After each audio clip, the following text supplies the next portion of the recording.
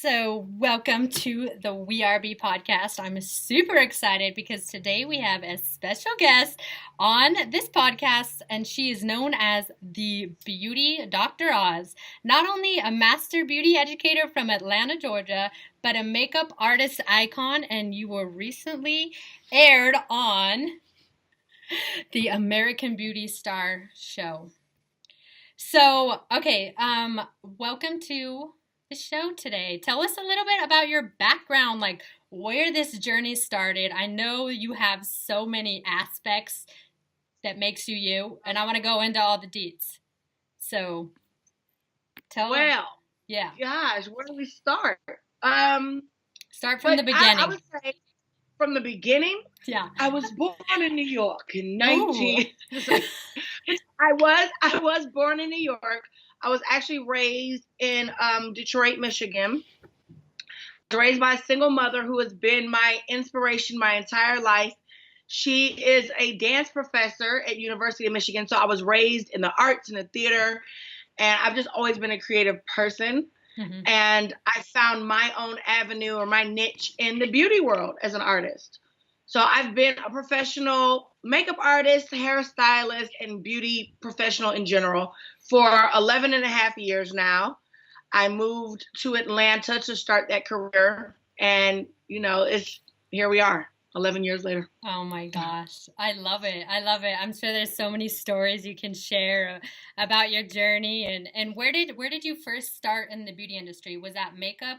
I actually started as a hairstylist. So I came to Atlanta to go to the Aveda Institute of Cosmetology because I wanted to do hair. I said I was going to be the hairstylist. I was going to move to New York and do New York Fashion Week in 1 year, right? Because we're like, oh, I'm going to hair school and I'm going to be a celebrity in a year. And actually, I was just naturally good at makeup, and somehow my career transitioned from hairstylist to makeup artist, and now I'm coming back into hair. So it's actually kind of funny. I'm like, traveling backwards in time a little bit with that. I love that. And that's what I love about the beauty industry is like people think that they're just going to do one thing, but once you get into it, then I was talking to someone earlier today on the phone. She was just getting done with school. She's like, I think I want to do lashes. I'm like, that's great. But that's just the starting because as time goes on, there's new things that come out and it's just so amazing. You can continue your education and it's amazing. Exactly. Yeah. So speaking of education, I know you got your master educator, you got classes. Like tell our listeners what you do when you are in the teacher mode. Oh, yes. So Makeup by Oz as like the businesswoman versus the educator, she's very different. I really found out I had a passion for teaching. There's something about empowering others to find their own path that I enjoy, especially, it was the same thing for me. So this is my third, is my third? Yeah. So this is my third nationwide city tour where I am teaching microblading and lash extensions. This year I added 2 cities, so I'm doing a 10-city tour this year. I started in February, so we're going through the spring, summer. And we're hitting all of the big cities, New York, LA, Chicago. I've done Miami. I did Denver, Colorado for the first time last year. That was really nice. I actually love Colorado. Shout out to Denver and going back there.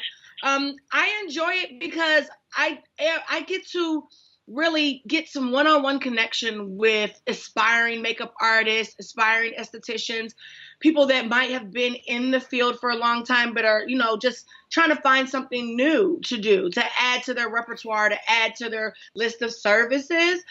I was the person who I didn't really know where I fit in the beauty industry in the beginning. I was doing fashion shows. I was doing print and editorial. Like I said, I wanted to be a hairstylist, and it really wasn't working. I've been assistant to salon owners. I was shampooing hair, doing pedicures and facials, girl, in the same salon, okay?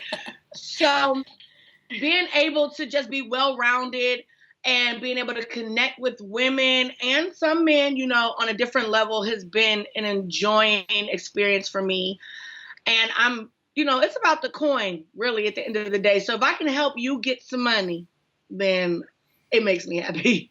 Totally, totally. But I definitely believe that this industry has so much opportunity and monetary opportunities. But I think too, there's something special about a woman like you who understands that passion, creativity, and empowerment, like, Yeah. is what breeds the success, because you can teach Totally. somebody a skill, you can teach somebody how to do brows and lashes, but if they're not passionate about it, there's a learning curve and you ain't gonna make Oh it. my God. Oh my God, is their learning curve. Like, I swear, I tell my students all the time, and I tell people too, like, even on the show on American Beauty Star, I recently said during one of the judges' critiques that I'm not a salesman. That's not what I've ever been. I'm not good at selling products, especially if I don't believe in it. I can't sell it to you. So the thing that I tell everybody, my clients and students, is that if you are passionate about something, if you truly enjoy something, I don't care if it's working with children, cooking in the kitchen, cleaning, or if it's, making women feel beautiful, that is how you find your true passion and your true calling. The money will come later. You know what I mean? The money will come, and it's just like, I never work. In one day, I go to the salon, I work with my clients, whether it's lashes, microblading, hair, makeup, but it's not a job to me. I'm not clocking in a job where I'm regretting it every day. I'm not looking forward to my day. I look forward to every day seeing my clients, catching up with them, finding out what's going on in the family, right? And I also get paid well for it. So it's like a win-win situation for me. And I tell my students, when you take my class, you're not going to be prepared to just run out of this door and start doing lashes, or run out of this door and start doing microblading. It's not like that. You have to really, really want to put in the time and effort to perfect your craft. And then the enjoyment you get from your clients when they're like, oh my God, look at me, look at my eyebrows. I've never had eyebrows. Girl, I wake up every day with lashes. I feel flawless. That right alone is like the best thank you in the world. It really is better than a paycheck, honestly. But if you get a paycheck with it, It's a win-win. how can right? How can you I know, complain? I know. That's what I love so much about this industry and what we do. I'm also a lash educator and I have online courses, and we're expanding, that platform to really help people make more money, because there is that part of like being behind the chair for so long, like physically it can be exhausting. And so having, other assets and other avenues where, you're doing makeup, you're on set, you're in there, you're hustling, but you're also able to step in front of a classroom and educate them and empower them Right. is And so cool. even retail. I think that people forget about the retail aspect in beauty a lot. And we just get stuck on service. But if you can find a way to provide a product that your clients want, provide a product that the world may need or want, then you can also make money without physically having to tax your body. And that's what I've been working on. I also have a wig line, Yeah, girl, as you said. show it. Is that one actually like your line? Yes, this Oh, is love it. all of this hair is provided by Mahani Beauty. And I wear only my hair. A lot of my clients wear my hair. And it's also because I've been in this industry for a long time, right? So I've worn several different brands or companies' hair extensions. And there's some that are good, there's some that are bad, there's some that are great, right? And there are some that are horrible, just like anything else. Yeah. Um, but I knew that, like you said, I could not sit behind a chair or a lash bed for my whole life and continue to do lashes. It is taxing on the body. And at one point in time, I won't physically be able to do that anymore, right? I won't physically be able to do lashes when I'm 50. Who wants to do lashes when you're 65? But we have to, as entrepreneurs, we always have to remember that there is an end date for our business and we have to prepare. We don't have a 401k. We don't have those type of retirement things set up. So we have to set ourselves up for success, and we have to find other ways to sell products, to save money, to set up, your IRA funds and things like that, so that when I'm 60, I still have money. Okay? Right? It's important. It is. It's so true. And like going back to the product thing, I love that. We just started a Q&A show for beauty entrepreneurs to ask questions and then we answer, and we're putting it up on YouTube. And one of the things I mentioned was, dude, you double dip. When you have a client and you can sell them a product or even something after they come and see you, like, hello. So suggest that and offer that to your clients. I love that you said that. And speaking of your hairline, like I'm more interested to hear like how'd you come up with the name? Like what's the inspiration behind that and your brand as well? Well, so Mahani hair came from, as I said, my mother's been a great inspiration, and Mahani was a nickname that my mother gave to me as an infant. My full name is Osmahan, and everybody, of course, having a unique name, right, in America, especially in the 80s and 90s, it was one of the most difficult names for people to say, including my grandmother. Mm-hmm. Okay? My grandmother couldn't say my name. And it was just something that my mother always told me to never be ashamed of my name. But she always had this cute little nickname, and she called me Osmahani or Mahani, Mahanikins. And when I started thinking about what I wanted to name my hair company and what I really wanted it to represent was the woman that is happy to be who she is, the woman that empowered, that is like the one, self-esteem is a very tricky thing for all women of all races, build, body shape, skin tones, hair tones. And I wanted to be able to encourage and empower women of every shape, skin tone, to understand that you're beautiful in your individuality. Your uniqueness is what makes you beautiful. And so anything from wearing blonde, long hair to me, I've had asymmetrical hair, girl. I've done it blue, white. Yes, I love it, right? Mm-hmm. I've worn pink hair, rainbow hair, if you want it curly, straight, whatever. But being able to just be whatever woman you want to be and Yes. be confident in that is truly what my brand is about. Yeah, I love that so much because this actually is so funny. Earlier this year, so I've had I call it the unicorn hair. It's a mohawk. It's shaved on both sides. I've done the rainbow hair, I mean, it's so fun. And last year, I was in this weird transitional phase where I'm like, I need to be proper. I'm gonna go back to having brown hair. Nothing wrong with brown hair. That was my natural hair color. But there was a piece of me that almost kind of died in a sense because I was like, yeah.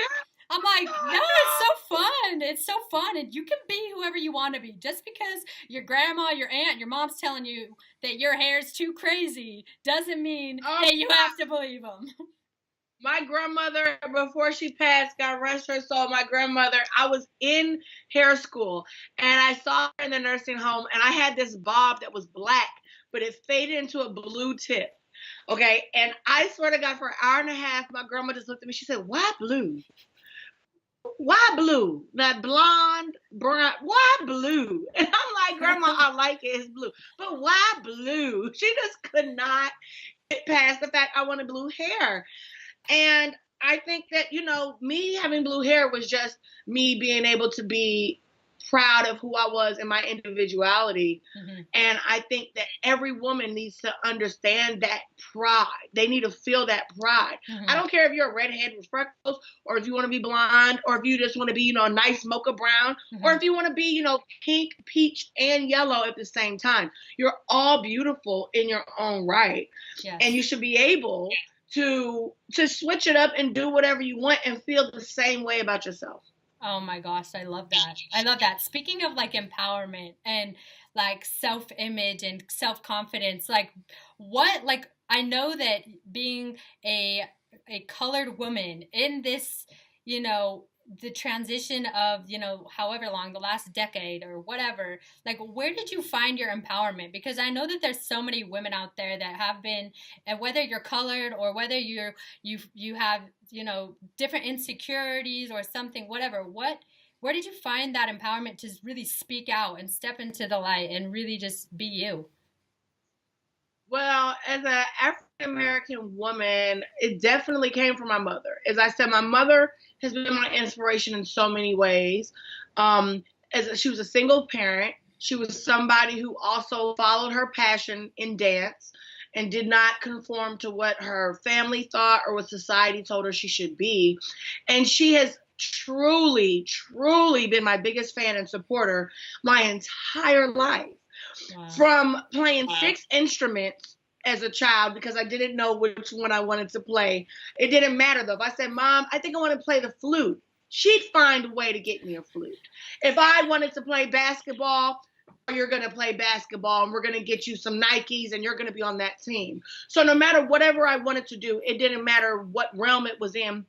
She told me that I could do it.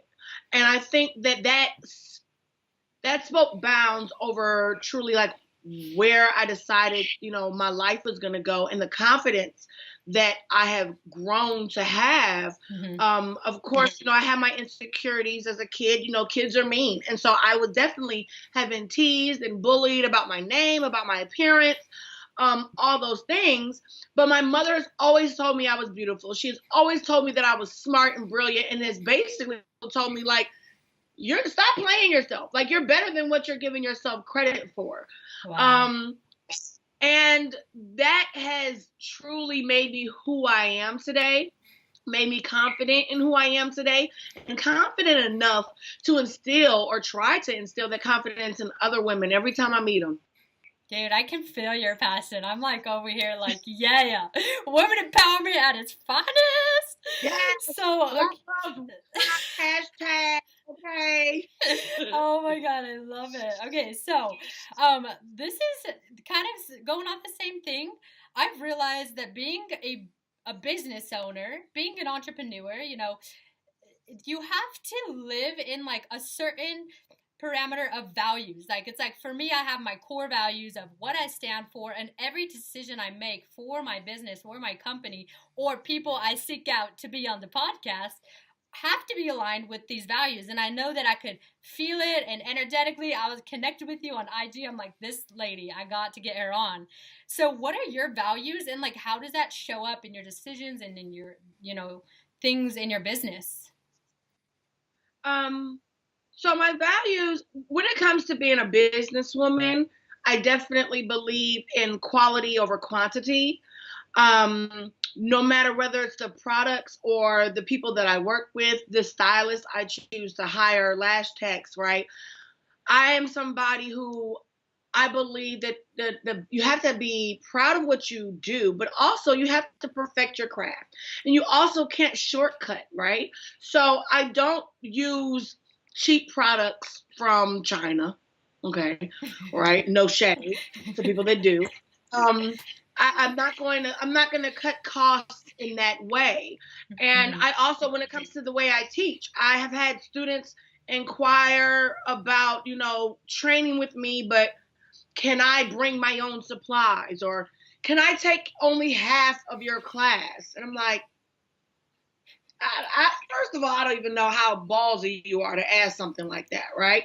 But no, you can't, because I'm not going to certify, I'm not going to back you as an artist unless I am confident in what I've done for you and how I've trained you, and also in the products that I provided.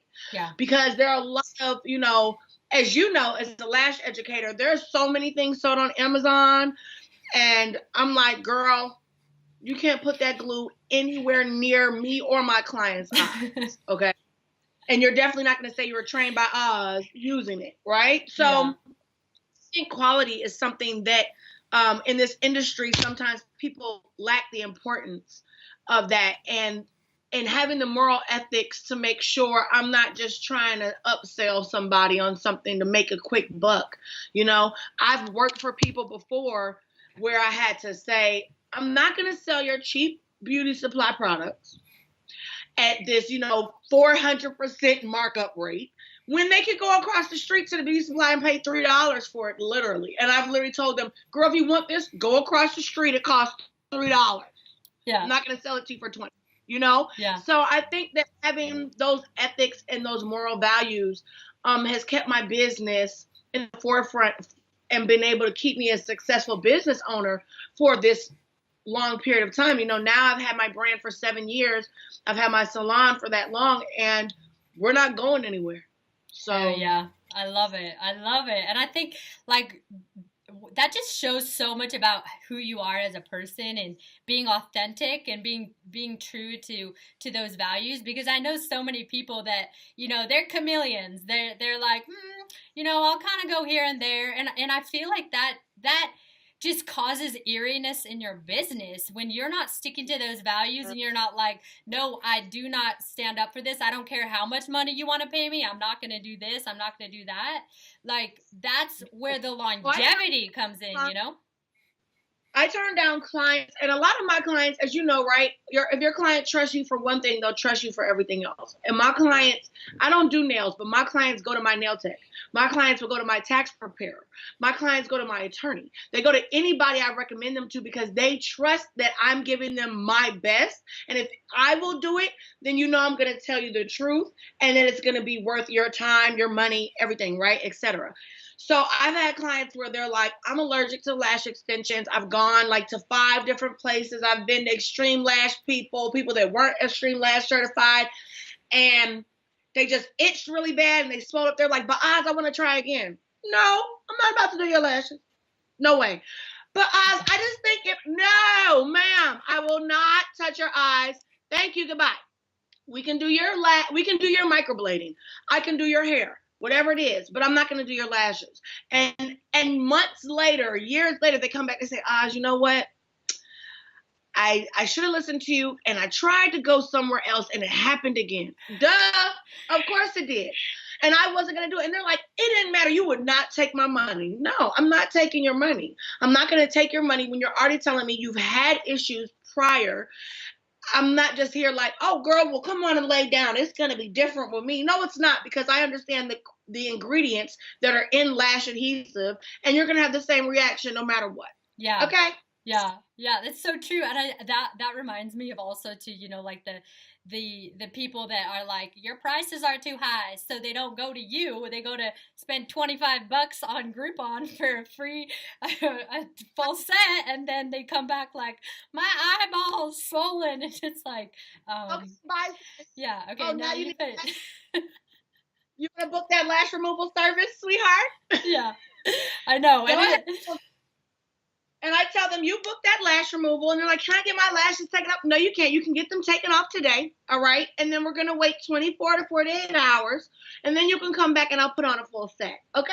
Thank you. Exactly. Goodbye. I love that. But I think, you know, like in a positive light with that, I think it's so important. Sometimes like when you're on your entrepreneurial journey, for a lot of like lash artists, when they get to the point where they know they need to raise their prices and they're afraid that they're not going to, you know, be in business or whatever, like, it's like, as long as you stay true to yourself, time tells all. So the people are going to be coming back to you for lash rehab, or, you know, you're going to just attract the higher quality people in general. Exactly. I told one of my, I recently took a makeup class from one of the most amazing makeup artist gurus. Her name is Danessa Myricks. She has an amazing cosmetic line that's sold internationally, right? Wow. And I kind of watched her career. And while I took this class, there were some other makeup artists, you know, that recognized me from the show or from social media. And I'm totally, you know, a very modest person. So I'm the same person no matter what day, time you see me. We all going out to dinner after. Sure, I'm hungry. Let's go. And to find out some of their prices that they charge, you know, I said, listen, you have to understand one thing.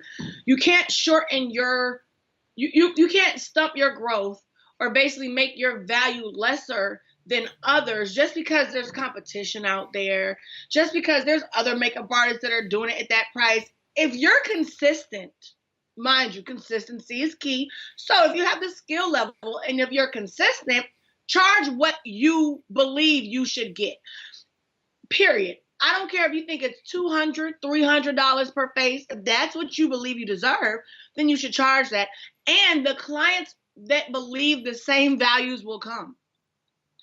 Period. If you're cheap, you'll get the clients that call you all the time about so many tiny little questions. They want to nitpick this and that. They go from every salon that has a sale, right? They're not loyal.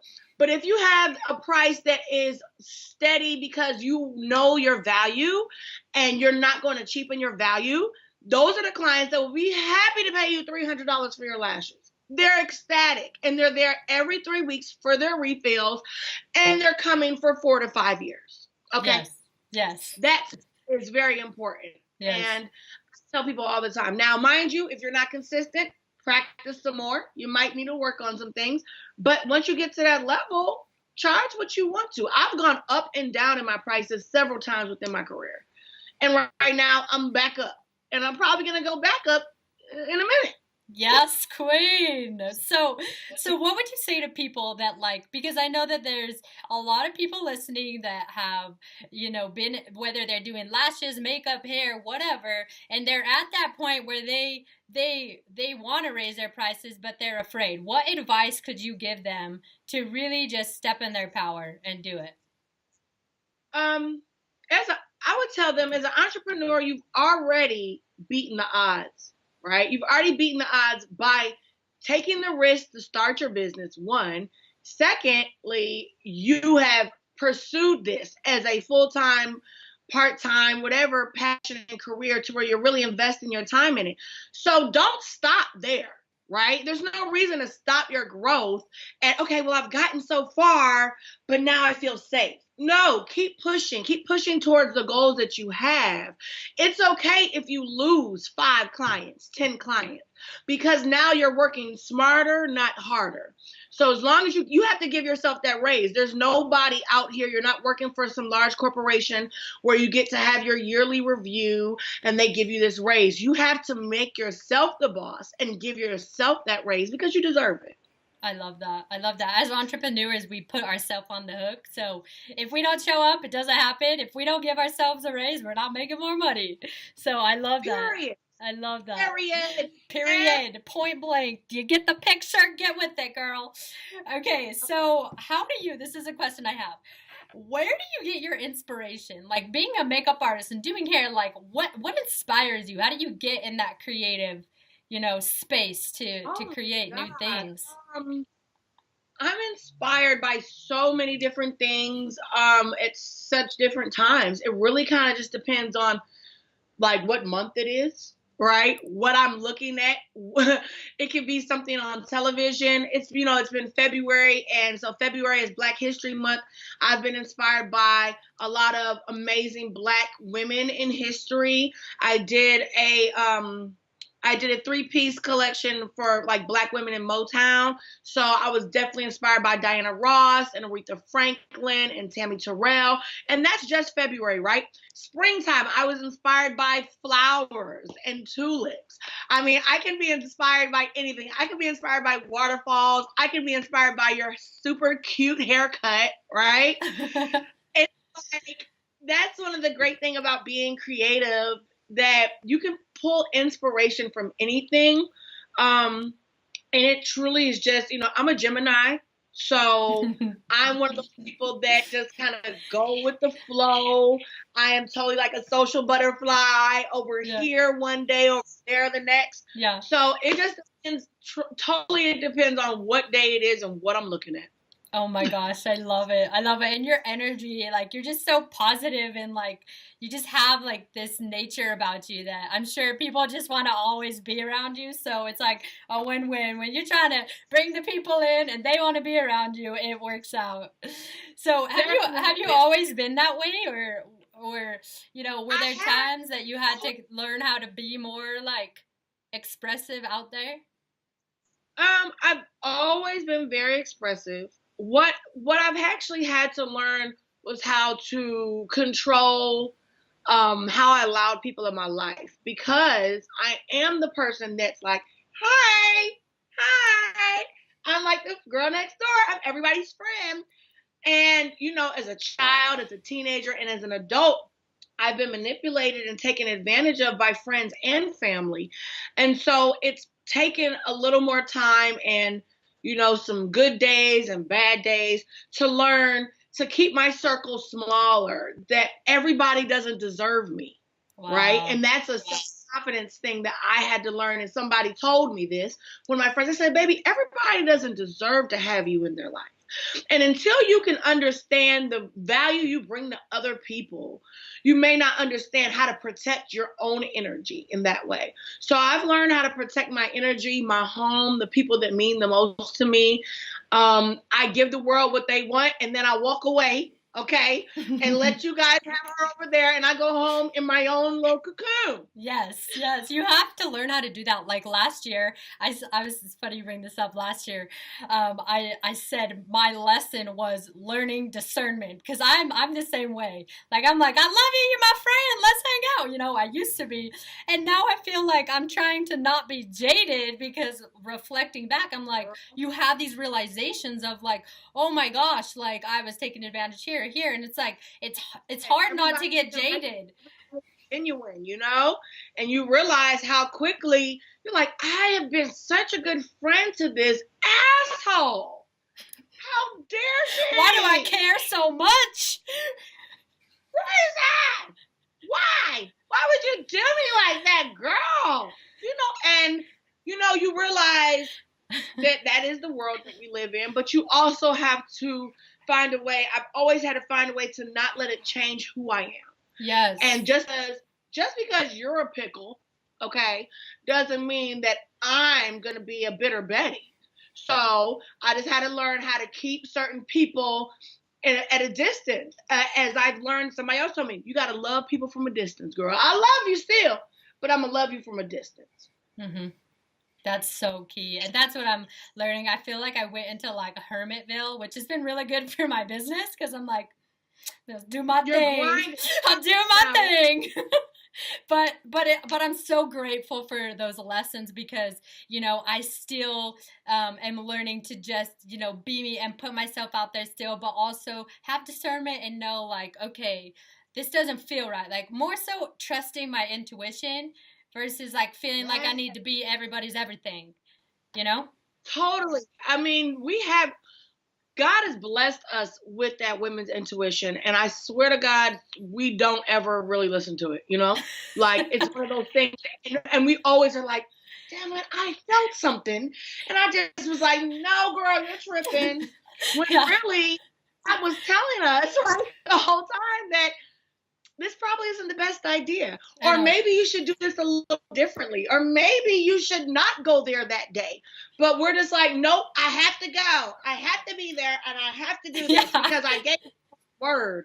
Yeah. When, in truth, they probably wouldn't do the same thing for you. Those people don't really care or value you. And so you're breaking your back because your word is bond, but they don't even care, and they're not valuing your word. And then you end up losing so much in the end. It's not worth it. Yeah. No, I can remember so many times like looking back and being like, oh, hindsight 2020, I saw it, I knew it, but I didn't listen. And so that's also something too that I think, not just as like entrepreneurs, but as women, and like knowing that part of your journey of entrepreneurship is business, is people. You're going to have to vet out, like, does this feel right? Does this not feel right? And learn to trust it, But I've learned a lot the hard way. Trust yourself. And the thing that I think for me, a lot of times, because it's an ongoing learning process, right? And so even for me, like 2018 was a really hard year for me, personally, business-wise. And just around December, January, I had this epiphany where God was like, girl, relax. Like, just relax. You're so concerned about, as well, if I'm not doing this right, or if I don't do this, I want to attract the clients I need. And I need to make sure I have 5 clients per day. So I have these many clients per week, and I'm reach all my goals, right? It's okay if you don't reach those goals, though, in the way you're trying, because God is going to provide what you need, period. Mm-hmm. So sometimes you're stressing yourself over things that are already written. And it was just one day, I was just like, I don't care anymore. I'm not going to I don't care. I don't care. I'm not going to, I'm so crazy. Oh my gosh. Yeah. You know, like, I know I you know. know it's a I said this the other day to Joshua. girl, you had to just tell yourself, you know what? I'm tired and I'm going to go home and I'm going to go to sleep. I'm not going to look at my schedule 13 times to keep saying, is anyone else booked up this day? I still have slots open. Hey, I need every slot to be taken. You're posting on social media every day. Hey, I have appointments available today. We have appointments available this week. No, because you're almost putting out the energy of like uneasiness, and you're putting out that thirsty energy, like that you're not even confident in your own self, and the world feels that.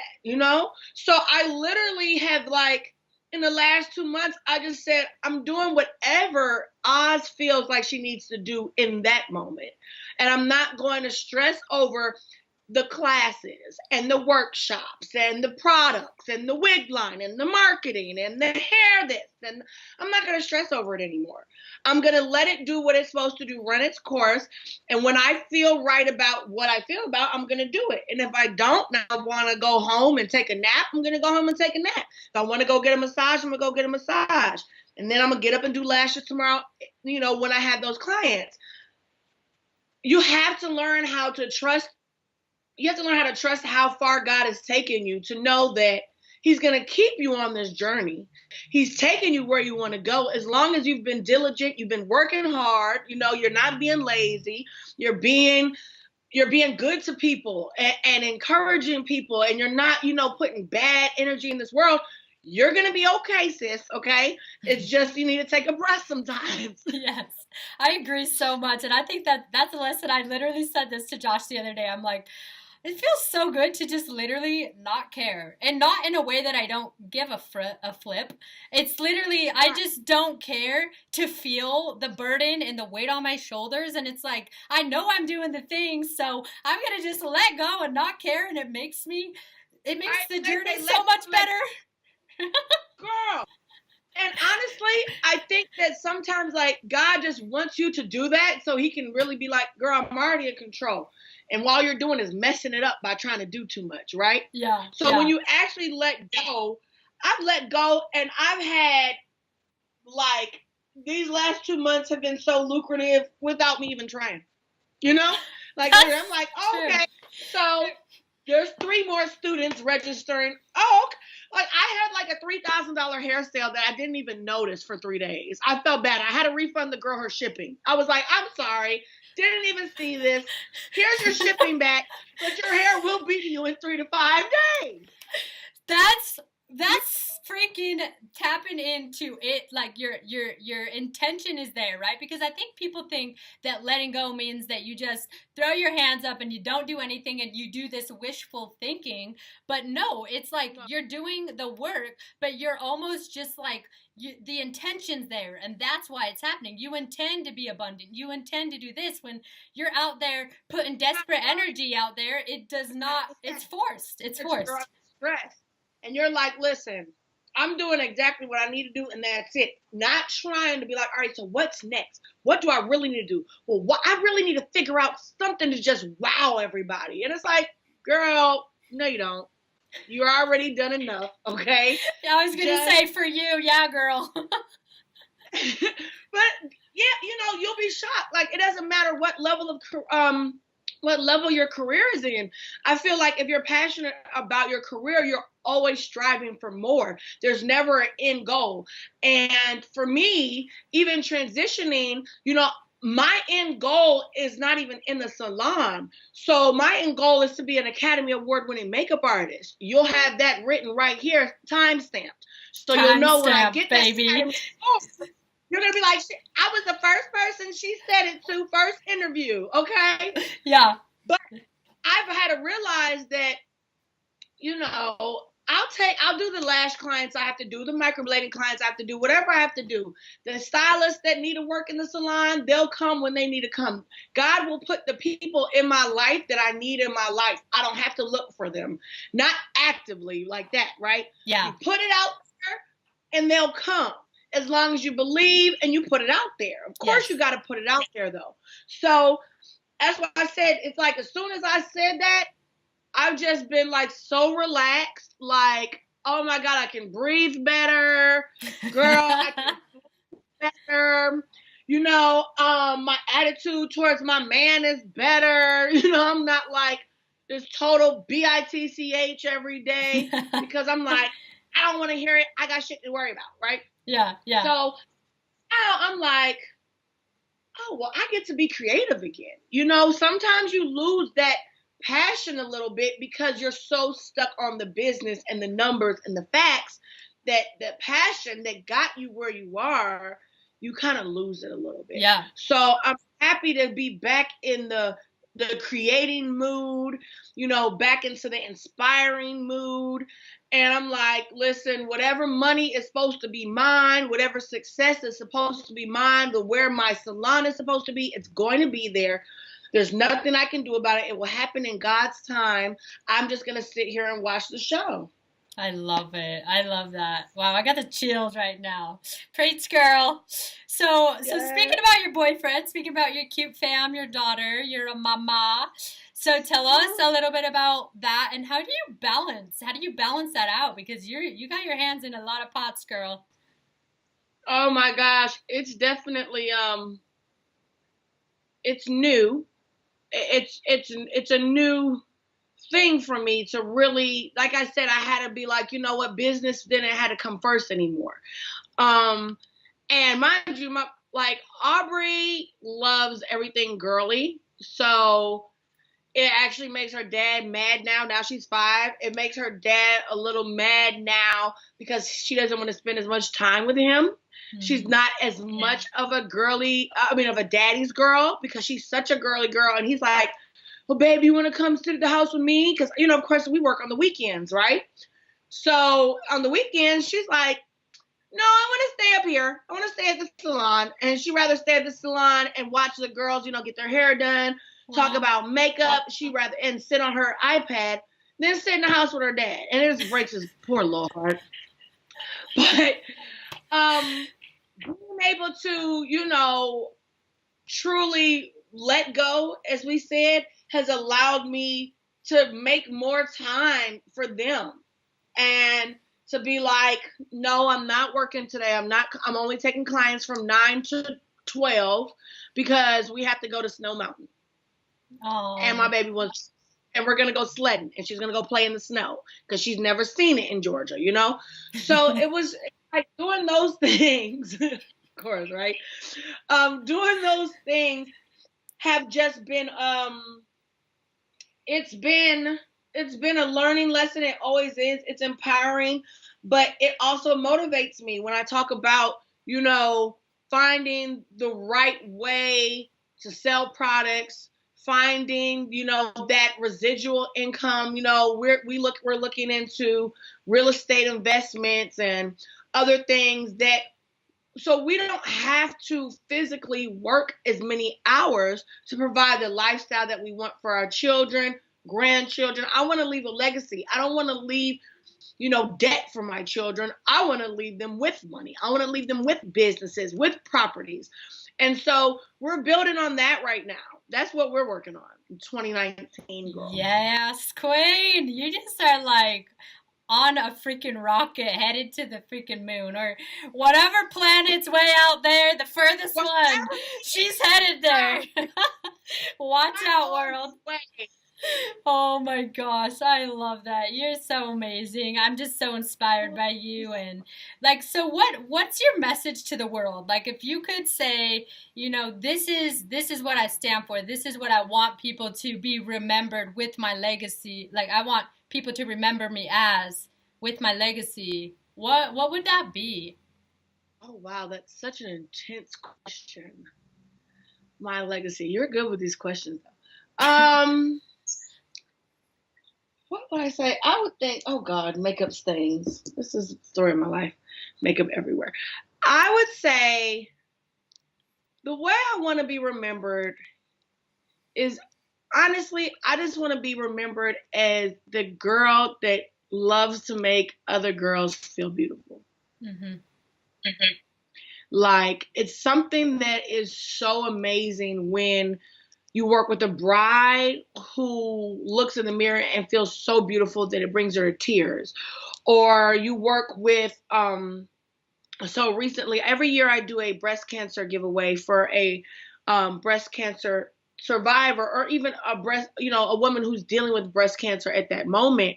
And this year was, I'm getting emotional thinking about it. This year was a little more touching for me because so the lady that was nominated and won my contest, what I do, I provide them, I give them microblading services for free. So they have eyebrows, right? As they undergo chemotherapy. Mm-hmm. And I also provide for them a custom wig unit for my honey hair, however they would like it. So this year was a lady who actually reached out to me and came and got her eyebrows microbladed. And then when I did the contest, all these people nominated her. I didn't even realize it was the same lady, right? And so we go, I know, right? So I had my videographer come with me, and we go to the address that, like, her cousin, who's in a whole nother state, like, was on FaceTime, she's like, yeah. So we coordinated to where her mom kept her in the house. Like, she knows nothing. And we pull up, I knock on the door, and it's this woman I've already met. And I've already had talked to her. I already understood her story. She had just had her first chemotherapy treatment.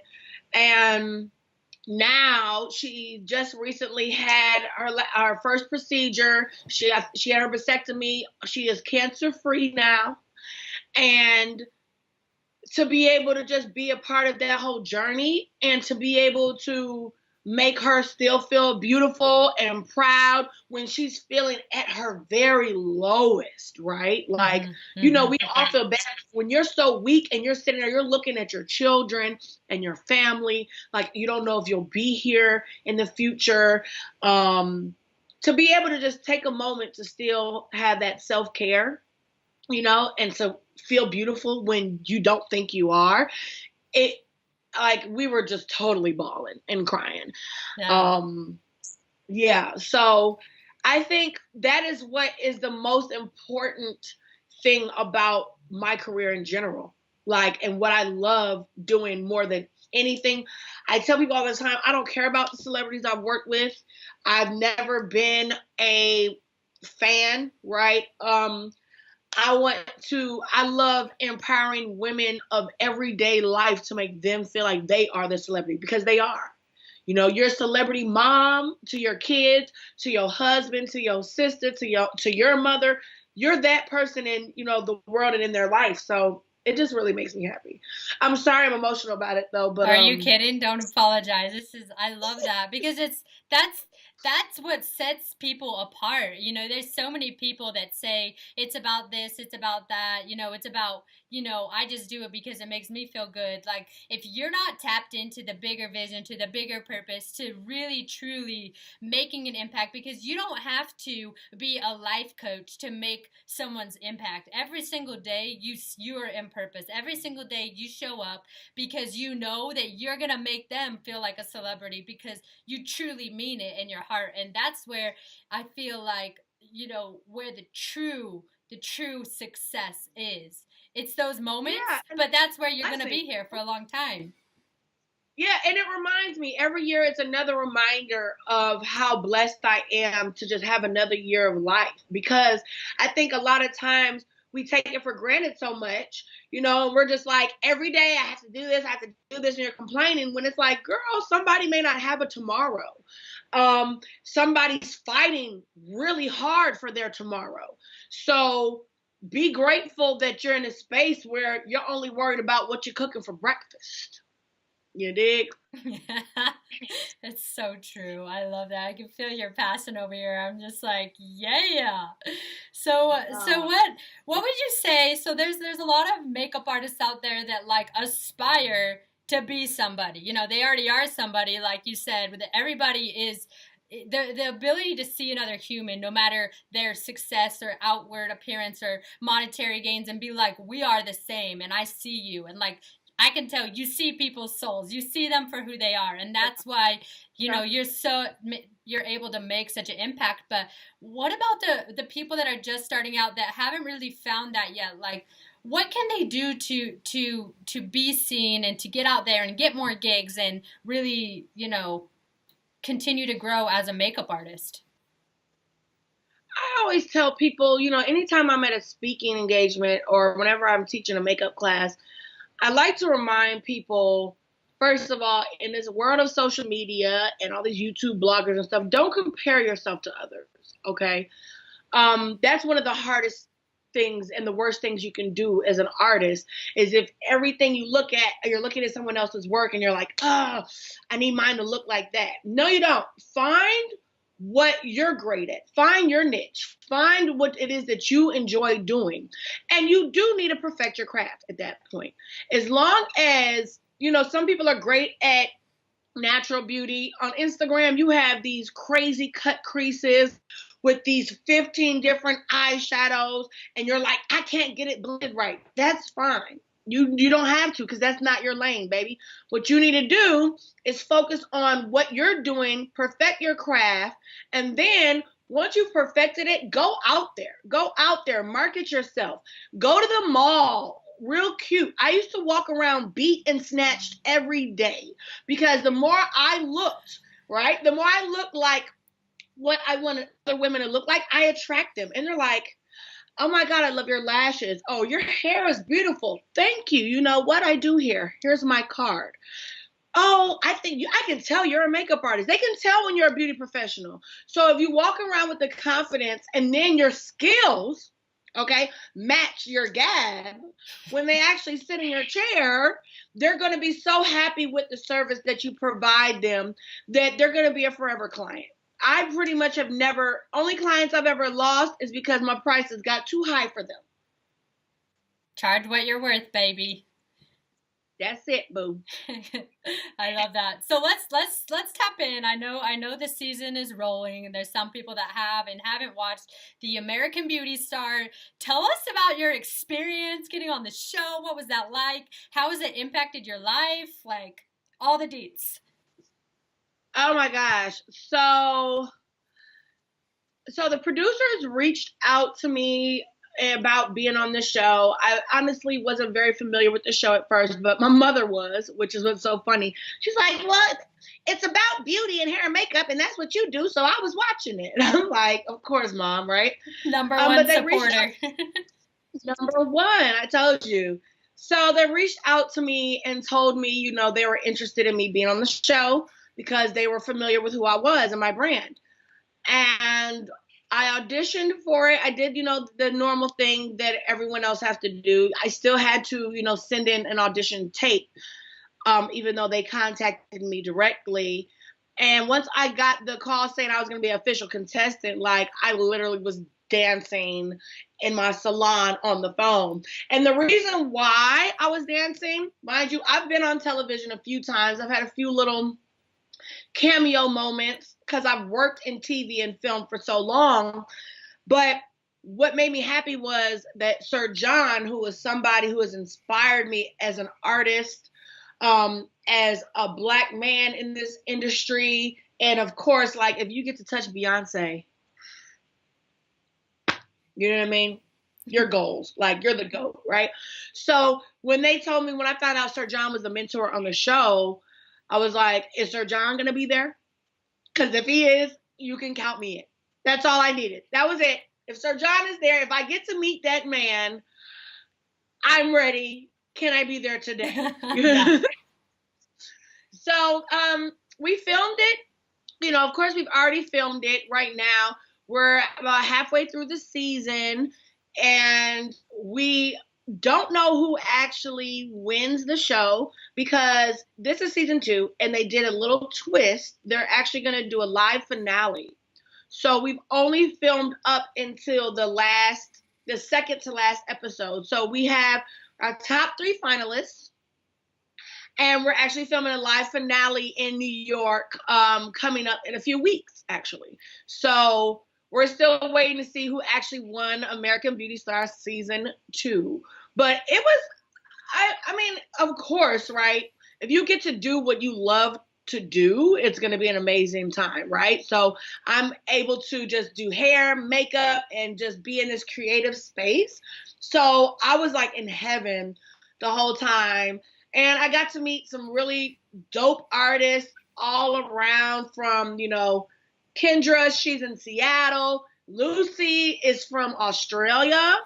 Wow. Like, right? And I loved her because she's a Gemini like me, so we clicked immediately. We had Axel from like DC. We had people from New York. Of course, my good friend now, who's like a brother to me, Jason, he's from Montgomery, Alabama. We had people from all different walks of life on the show. And everybody had different strengths and different weaknesses. And we were just able to kind of, mesh. Of course, there was a couple messy moments, a few cat fights here and there, because when you put a big group of people together, everyone's not going to get along. Mm-hmm. I think that overall, the experience was an enjoyable experience. I would say that, definitely. What's the biggest, like, learning lesson, I guess you could say? Like, what's the biggest thing you learned from being on the show? I think, honestly, to push myself more. And I don't mean as like, Makeup by Oz as the brand, right? Because I focus on that all the time. But I think sometimes we lose, that artistic edge, and we feel like we have to do what we normally do instead of trying something new. Mm-hmm. Mm-hmm. And so once we got so far in the competition, I can say that now that I'm still in the competition. I was looking at my body of work that I had created on the show, and I was like, this is all I did? This is it? Seems kind of simple for me, I'm like, this is stuff I do at home any day. Yeah. So I definitely realized at that moment, it pushed me so much more to want to create different looks and to push my own boundaries as an artist and to just try stuff. There's nothing wrong with trying something new. If you feel uncomfortable, I always encourage people to do it. Yeah. Anything that makes you nervous, as soon as you get nervous, you should be like, that means I need to do it. Yes. Period. Yes. Yeah. I'm a huge advocate for personal growth and development. And like, I remember the first time I did speaking and I was so scared I probably could have thrown up, and there was 2,500 people out there, and I was like, well, here I go. And then you do it, and then you're like, that wasn't so bad. Or like, I actually did pretty good, and if you fall on your face, it's better than questioning or wondering, what could have been. Exactly. That's exactly the truth. I love that. Because that's exactly how I felt. I was like, I rather had just done something crazy. Mind you, don't get it twisted. I definitely went a little crazy on episode 2. And I'll never live that down. I'll never live the situation down. They read me for filth about it. But even then, right, I was pushing myself in one way, but I also went against my own judgment, right? So even though I was pushing myself, I was like, this is not working. This is not working. And if you keep telling yourself it's not working, girl, listen. Mm-hmm. Listen to yourself. You're not lying to yourself, right? And I'm like, it's gonna work. It's gotta work. No, it wasn't working, and it didn't work, and it was a hot mess on that runway. And thank God they didn't send me home because bad. But I told them, I was like, I would never question myself again in that way. And I almost think that I got a little scared for a minute, and I just did what I knew would be safe enough. Like, I'm not about to be sent home because I'm trying to do something too out of the park for me, which I think I should have still pushed a little bit more. I could have pushed a little bit more. Definitely. But it made me come home and like start playing in makeup and doing all types of crazy stuff. Like, I was like, I don't care. I just want to do everything now. I want to put glossy makeup all over. I want to put sequins on people's faces.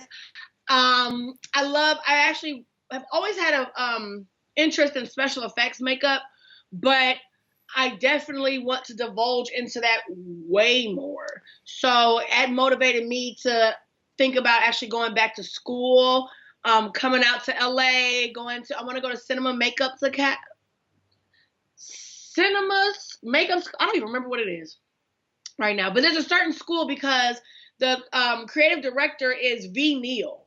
And everybody doesn't know who V Neal is, but she is one of my all-time idols. She has like 10 Emmys, like 3 Oscars in makeup. And when people were like, well, dang, who is she? I said, all I have to tell you is Edward Scissorhands and Hunger Games. Okay? There you go. That's enough. That's enough to know. Okay, and that's just 2 little things on her long resume, sweetheart. All right? She is real life goals. Oh my gosh, I love that so much. And I think, you just inspired me because sometimes when I'm done doing 12-hour days in the studio and the spa, like, I'm like, I don't want to practice. I don't want to try new things, but I think it's so important to push yourself because there's even better ways to do the things that you're doing that you haven't even discovered yet.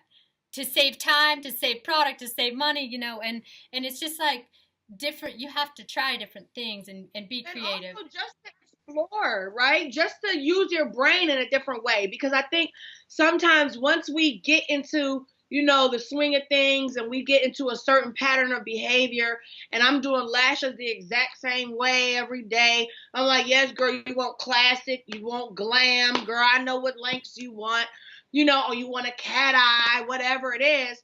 You have to challenge yourself just so you don't get bored.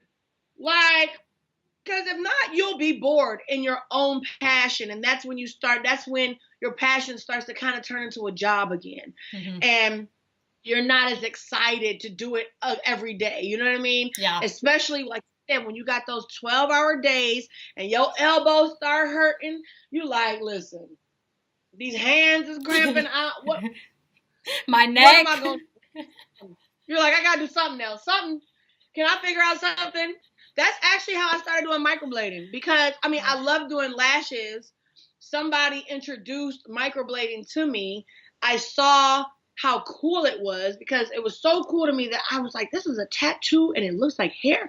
Like, I was just looking at videos like, wow, right? Yeah, yeah. So once I decided to divulge into that, it was like, boom, it was like this whole new burst of energy for me. And every client that comes in for microblading, I'm that excited again.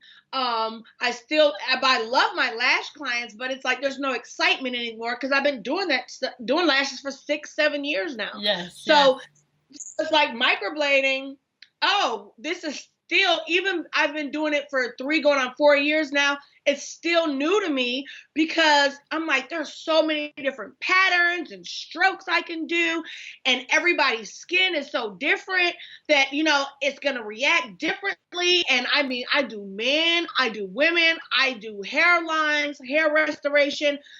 Mind you, my boyfriend is like, he's starting to get too excited about all this stuff. He's like, oh, baby, you can do my hairline. I used him to be a model once, and now everything I do, he's like, babe, you think you can fill me in, wrap my beard a little bit right there? I'm like, chill out, bro. Chill, bro. You're getting addicted.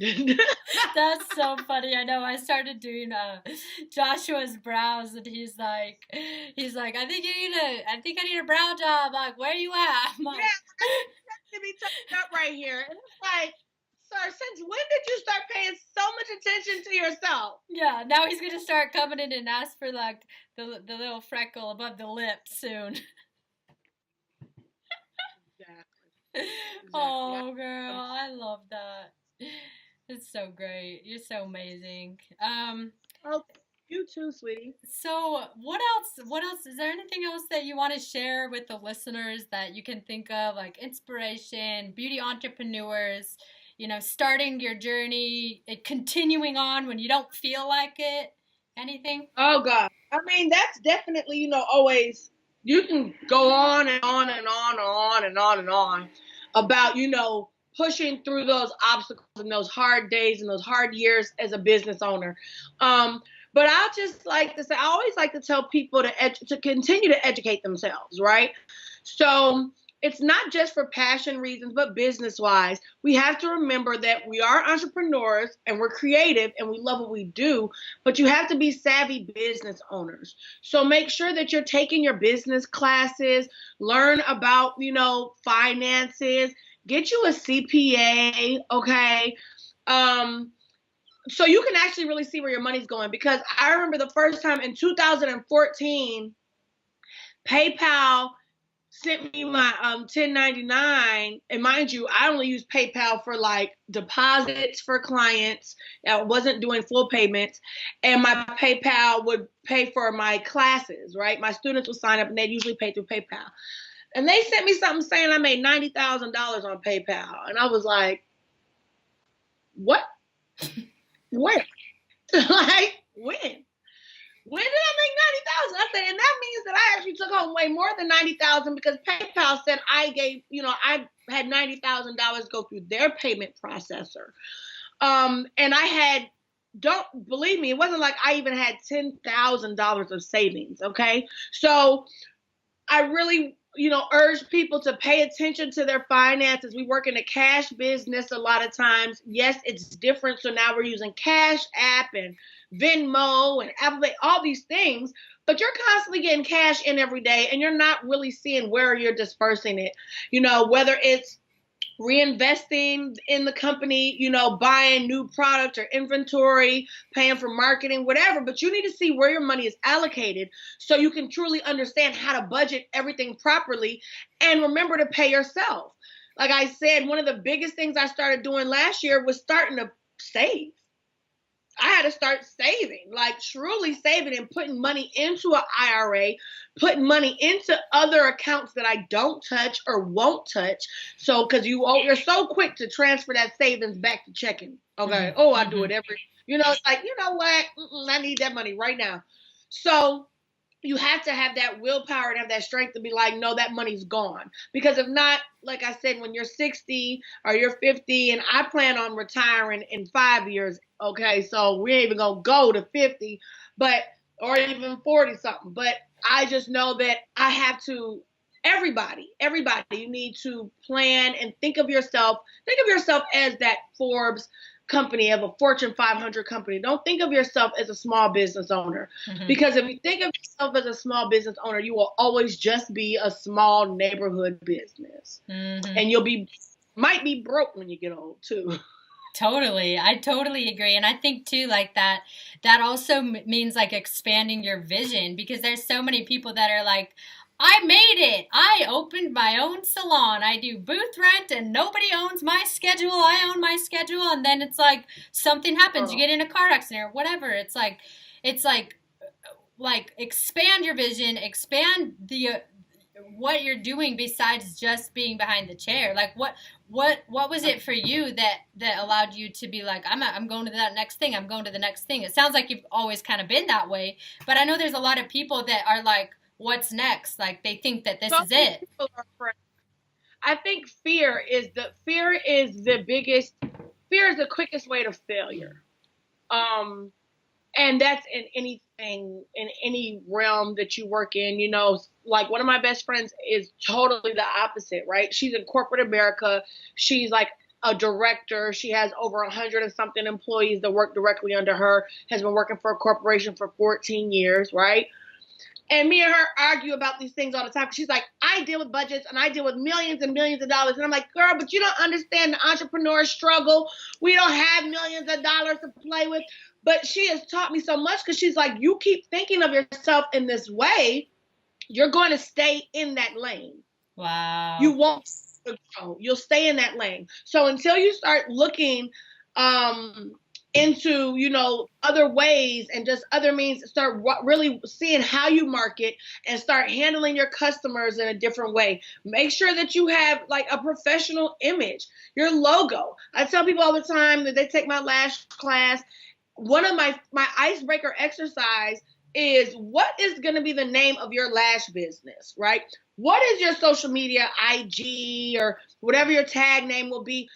Start thinking of that right now and start speaking that into existence now. That is what I'll be calling you for the rest of the class, because I don't want you to just think of, well, I do lashes. No, who are you as a business owner? Okay. I need to know who you are, not just Tanya, and sometimes they come up with really cool names, and sometimes it might just be like, Lashed by Lisa.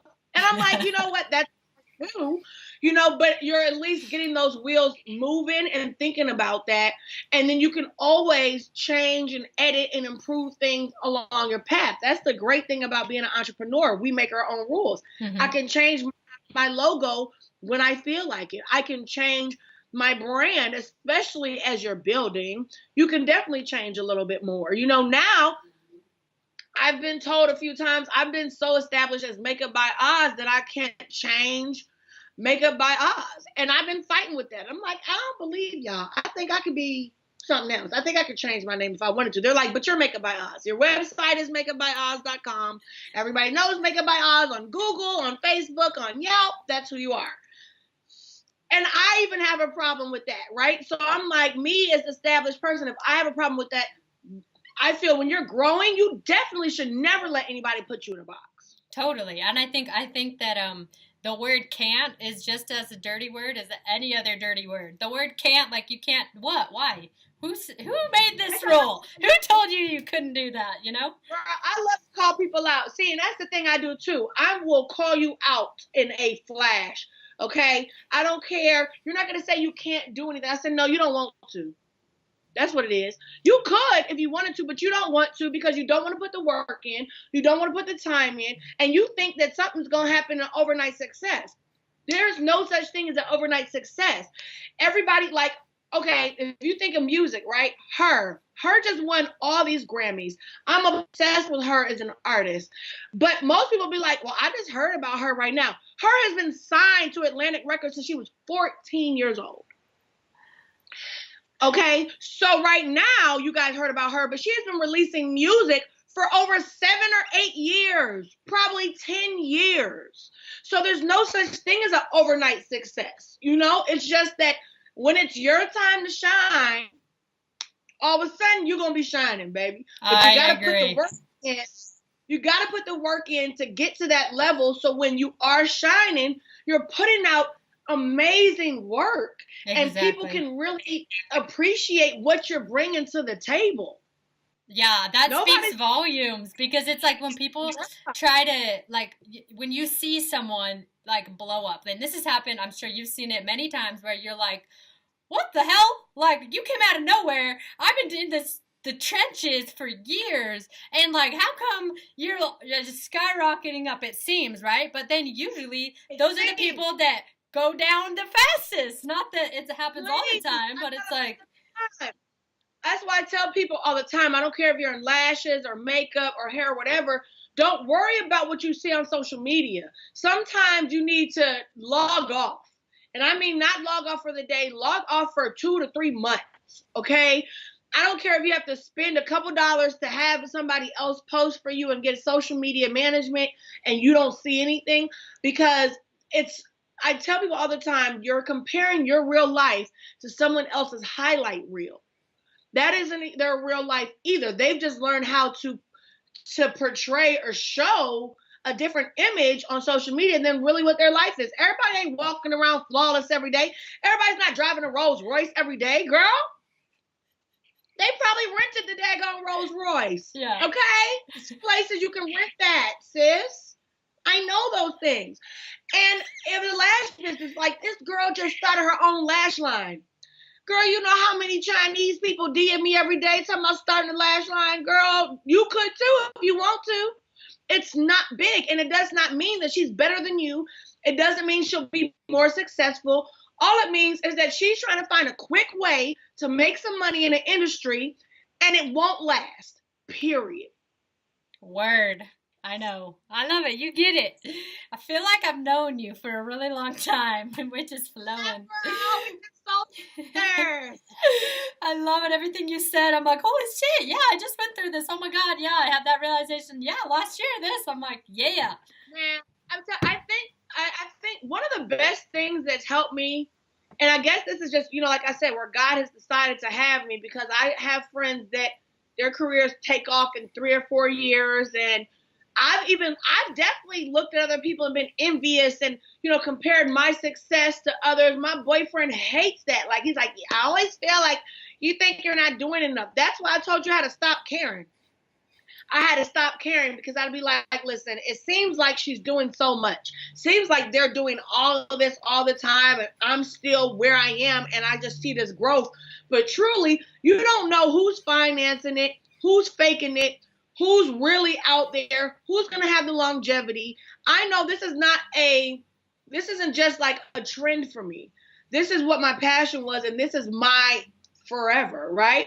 Your legacy. So the same people you're looking at like, wow, she opened her own salon in 1 year. I've never even heard of her, and she has her own products, and she has a huge salon, or she has a huge hair company, or she's selling her own lash extension line and glue or whatever it is you might think. Girl, she probably was, especially in Atlanta. We have a lot of girls who were strippers like 3 months ago, and they got $10,000 and just paid for some products, and have no true expertise, no experience. And the truth is that in time, they're going to fail because they don't have the passion behind it. They haven't put the hard work into it. So when things get rough, things get tired, when that shiny new image starts to wear off and you're not the new girl on it anymore, and nobody really wants to come to you because they weren't getting a quality service in the first place, right? Because you don't know what you're doing. All of a sudden, they give up anyway, and they go find whatever else little thing that they want to latch onto at that moment. Whatever else is trending at that moment, they find something else to do. So as I always tell people, just stay consistent, stay focused on your path, on your future, and eventually you'll get where you want to go. It might take 3 years. It might take 10 years. Might take 15 years. But if you truly want it, period, if you like, this is what I have to do, there's no other choice for me in life, this is it, you'll get it. You'll get it. I believe in that. And I totally love that you're so tapped into that intention aspect of like, you know what, like I understand that my lane is a road that's going a different direction, and once you embrace that and understand like your time will come, timing is everything, like that's where the magic happens. Because it's like almost getting to the point of not caring is when you actually have the most abundance that comes in. It's like so paradoxical. That's what I said. I didn't even understand. I stopped caring, and then I'm turning down clients. I'm turning down appointments. I'm turning down interviews. I'm like, listen, I told you, I said I took a nap. I woke up like, oh crap, I got something to do. I haven't taken a nap in the middle of I can't remember the last time I took a nap. You know what I mean? So it's just like when you start really realizing what's more important in the overall picture, and you stop trying to compare yourself to other people, you can find a true happiness in that moment. You know what I mean? And I think that when you find that true happiness, that energy that you have is that law of attraction that starts bringing all those things that you've been looking for and wanting for. It starts coming to you easily. Word. I think that's the mic drop. That's the mic drop. Walks off. Woo! You're the best. Thank you so much. Where can these beauties find you? What do you got going for trainings? Where can they find you? Website, all the good deets. Okay, so of course you can find me on all social media handles at Makeup by Oz. That's Instagram, Facebook, Twitter. My tour right now, we're already, kind of in the middle of everything. My next class, I actually have a microblading class in Jackson, Mississippi this weekend, but you can catch me in New York, March 30th. I'll be in LA, April 14th. I'll be in Detroit and Chicago in May, and I will be in Houston in June. Also, go to my website if you want to find out any of those other details. My appointments, I still do take clients, but it's very, very, very seldom. But you can book appointments. You can look up my classes. You can look at my products. I do sell quality lash extensions and lash adhesives. I also sell amazing luxury hair extensions. And I do full lace wigs. We have bundles, we have closures, we have everything. Everything can be found on makeupbyoz.com. Boom. They're the best. Yeah. Thanks so much.